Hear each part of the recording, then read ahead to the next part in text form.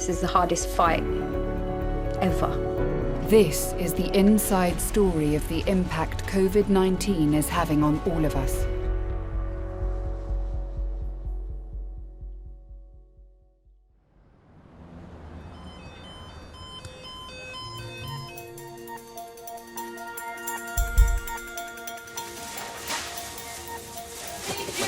I'm coming, darling. On the 10th floor, the hospital's 24-bed renal unit is almost at capacity, with 21 patients suspected to be COVID positive. So there's 24 patients on the ward at the minute. We've got 24 beds, all of them full. We each have 6 patients,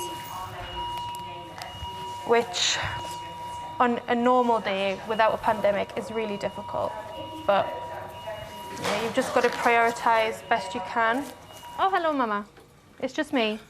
It's really frightening and it's disheartening though to, you have... It is. I've seen a lot of people praying before the shift. I've Yeah. seen a lot of people crying before the shift, crying after the shift. Okay. Hello, I'm the nurse in charge here. Sorry, I missed you on the ward. One of the most seriously ill patients is 48-year-old father of 3, Hussein. He had a kidney transplant at the Royal Free following a 4.5-year wait for a suitable donor. He was on the national waiting list and he got offered a deceased donor kidney, which went very well. Within 4 days, we discharged him home. And subsequently what's happened is that he got readmitted with symptoms of COVID infection with a fever and breathlessness. It's almost 2 weeks ago when you had your transplant, isn't it right? Yeah. How did it go? It went well, but then contracted the virus. It went so well as well. Yeah. I'm very sorry about that, sir. Renal patients and the dialysis patients and the immunosuppressed patients are some of the most vulnerable ones. The sort of paradox, which is that the dialysis patients are actually at greater risk of contracting COVID, but the likelihood that it might be even worse for people who are immunosuppressed is the sort of counter-argument for the transplant patients.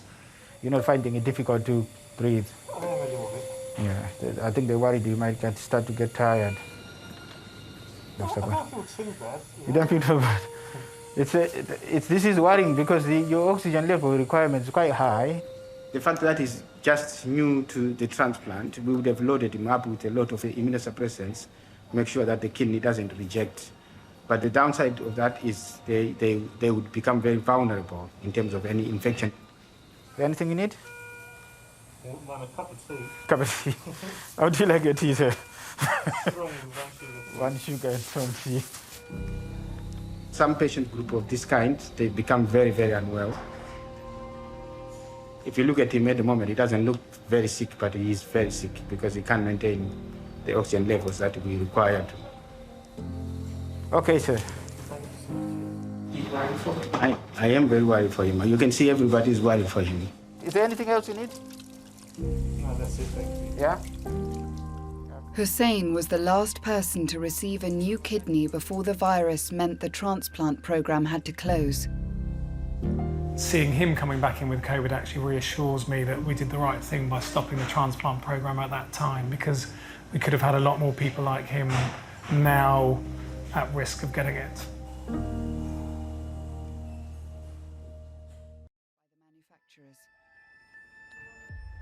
My concern is that he's more tired now than he was this morning. Yeah. He's holding his sats, but he did drop them earlier to the low 80s. Transplant patient Hussein is still struggling with his breathing. The team are concerned he's deteriorating rapidly. We're going to move him from here to a ward where we can give him CPAP therapy. He knows about it. And then we're going to keep a very close eye on him, and the ITU team are going to see him there as well. Will you get me a porter as well, please? Porter? Yes, please, with some oxygen. I need 2 cylinders of oxygen because he's on 85% and I don't want to run out on the way down. We're going to transfer him now. CPAP is a non-invasive way of ventilating patients. 100 to 120 litres of oxygen a minute is pumped straight into their lungs via a mask. Whilst the machines are a drain on oxygen resources, clinicians hope the treatment will keep patients out of intensive care. You can't just move somebody, because if you run out of oxygen on the way down, he'll be very sick. So what we're going to do is someone to push the bed, make sure we've got emergency equipment with ourselves, and the nurse to hand over when we get there, and then we'll put him on the CPAP machine when we arrive. What PPE are you getting? I'm going to put on face mask, goggles, and full PPE, because I'm going to bring him down to an area where there's other people on aerosols, and if he becomes unwell while I'm travelling with him, it's better to have this on than not have it. Is there a chance that Hussein could end up in ITU? There is a possibility. I'm hoping not today, but there is a possibility because of his breathing. Hello, how are you? I'm Sister Mary. I'm going to bring you downstairs to the 8th floor. They're going to put you on a machine to help your breathing. It's just another mask, okay? Bit of a dull boy, I would say. But in a really lovely way. He's such a gentleman. That's not just, you know, he really is a caring, compassionate person, do anything for anyone, and that's what I kind of fell in love with. I'm always giving him a bit of a kick up the arse because sometimes he needs it. Been married 10 years, 27th of March. We haven't been able to celebrate our 10-year anniversary just yet, but I'm hoping that maybe we can. Can't wait to know what the update is. At the same time, I'm petrified. You know, this is the hardest fight ever that we've been through.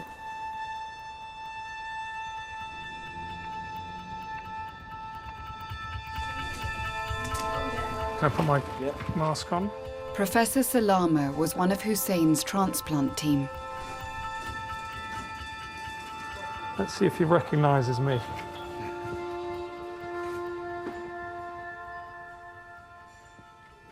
How are you? Are you okay? I'm sorry to see you here.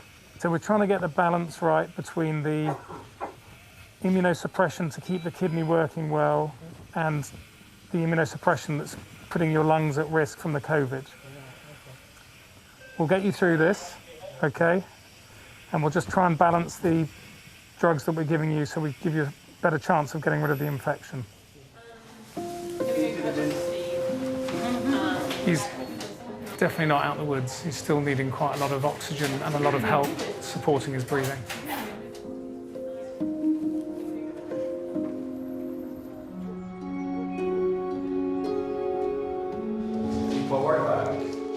Yeah, I mean, you know, the outcomes of patients who have been intubated has not been great. So we're on East, I think.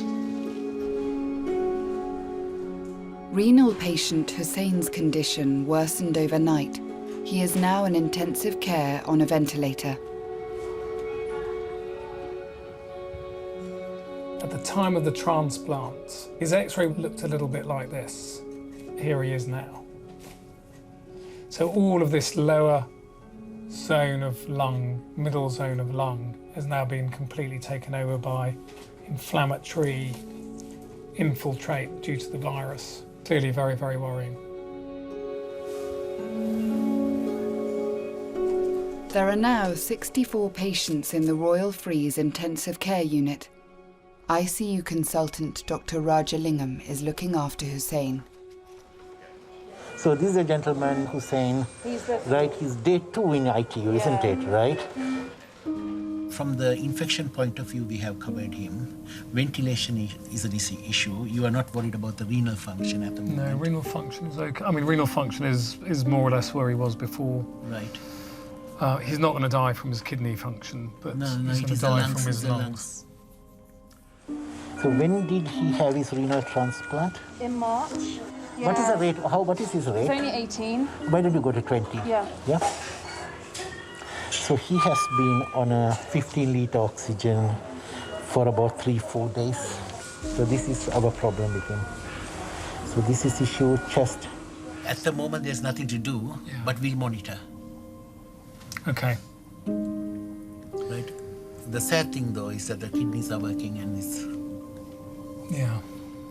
In terms of other Just thinking, throwing everything at him now. What convalescent serum, IVIG, steroids, antivirals.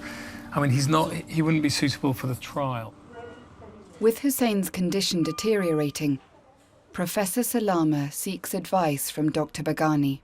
Just ringing you up about one of our transplant patients to ask you, who's kind of in some trouble. He was the last one we transplanted before we closed the programme. Okay, and let me just quickly bring up the X-ray. He's now ventilated on ITU and his oxygen requirements are going up. I think we should go with antifungal therapy. Ambisome is probably the safest in terms of interactions. So he wouldn't be remdesivir candidate at this stage, would he? No, okay. He's not eligible for a clinical trial, so we've got very little option now in terms of what else we can offer him. So we're going to try giving him some immunomodulatory therapy, which is a little bit experimental, but I think we've got nothing to lose at this point because the way he's going over the last 24 hours, things are not getting better, and in fact they're getting a lot worse. So we'll see if we can turn it around. Hussein's wife, Andrea, has not been able to see him since he came into hospital 10 days ago. Hello? Hi, is that Andrea? Yes, it is. Hello, it's Professor Salama again from the Royal Free Hospital. He's still on the ventilator. Yeah, okay. He's needing a little bit more oxygen today than he needed yesterday, Okay. which is not generally a good sign. It means that his lungs aren't getting better today. We're going to try giving him a sort of anti-inflammatory treatment just to see if we can settle this down. Sometimes what happens is that the body seems to overreact to the infection, and that overreaction in itself causes a problem. Right, okay. It's not a proven treatment, but to be very honest, at this point, I think anything that could potentially help would be worthwhile.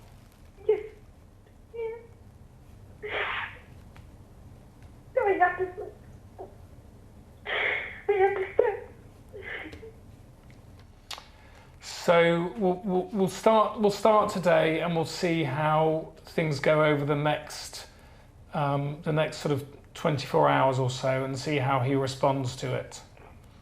Okay. All right, we're trying to give him as much of a chance as possible. Okay, thank you so much for your input. I'm sorry, I can't talk properly. No, don't apologise. Okay, take care. Yeah. Bye-bye. Bye then.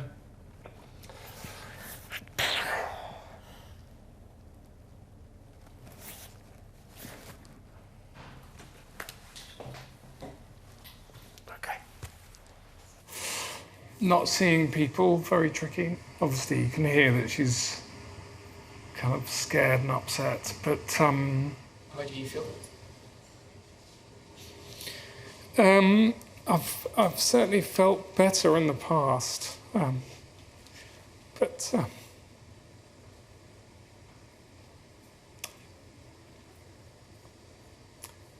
we'll see how he gets on.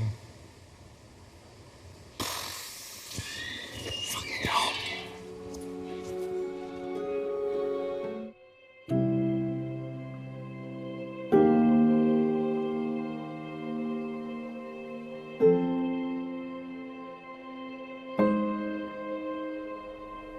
Are you outside? That's amazing. The weather was nice. Nice to sit out here. He's already done an entire daylight day on the ventilator, which is amazing. He is so strong. He's come so far. Wow. One nurse yesterday, she literally said, it's a miracle. And it literally is a miracle compared to what I was facing 2 weeks ago. It's an amazing day.